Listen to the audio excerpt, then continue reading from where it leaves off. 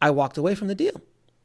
I walked away from theatrical and other avenues because I was like, you know what, this just doesn't make sense for me. Like I need certain things to be in place for this deal to make sense to me. And I walked from the deal. Whereas before, filmmakers are so desperate sometimes in the distribution game that they just jump on whatever anybody gives them. And I'm in a very wonderful position where I could just walk away from it because I don't have $500,000 invested in that movie. I made Ego and Desire for I haven't even said this, but I made that movie for about $3,000. So it didn't cost me anything to make that movie.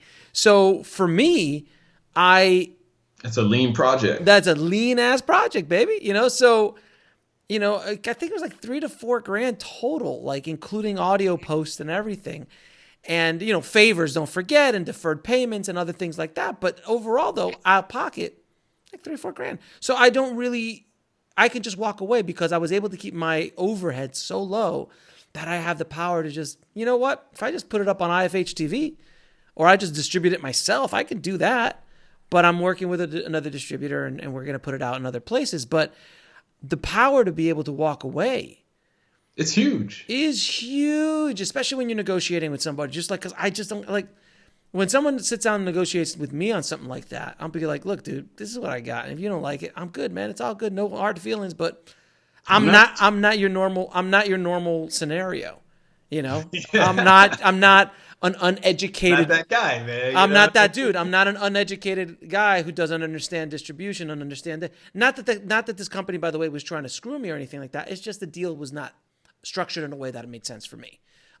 It was a good deal, but it just wasn't. It wasn't what I wanted, but that has a tremendous amount of power to just literally just go, that's not for me. I'm going to walk away. And if you can get to that place as a filmmaker, my God, that's an immense, beautiful, powerful place to be, that you are in control of your own destiny. Oh my God, I think you can get that way. You can achieve that, but it's only for the people who love it enough to be elastic. Yeah. I did not get into film to become a film school. I'm just going to be honest with you. My idea of filmmaking wasn't, let me make tip videos online.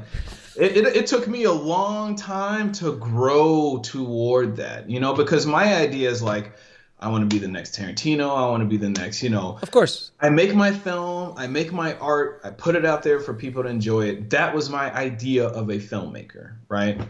And it goes back to that having 10 foods in front of you and all you've had is a cheeseburger. All I ever had was a cheeseburger. That's all I thought about film was auteur filmmaking, And, so my journey in YouTube kind of broadened my horizons a little bit. And that was hey, I need to promote this film. I need to get out there. This YouTube thing, I'm hearing stuff about it. I did a couple of weeks research and realized, whoa, there's people building huge followings. Why have I not heard of this?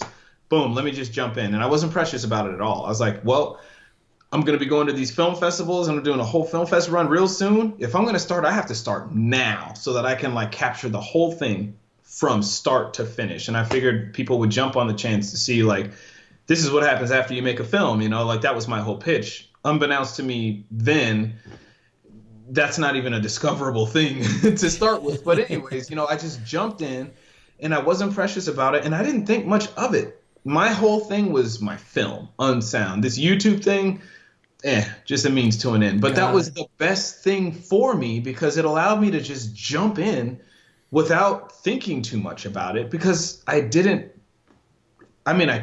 but I didn't. It's it was just a means to an end for this other thing that I've spent all this money on, all this time on. So it was the best thing for me. It allowed me to just jump in. And in doing so, I got to, hey, what's this ice cream thing here? Let me take just a little. Oh, that's not bad. That's not bad. What is that again? That's just, okay. And there's this pepperoni thing. I don't even that. Every time I see that, I don't want no parts of that.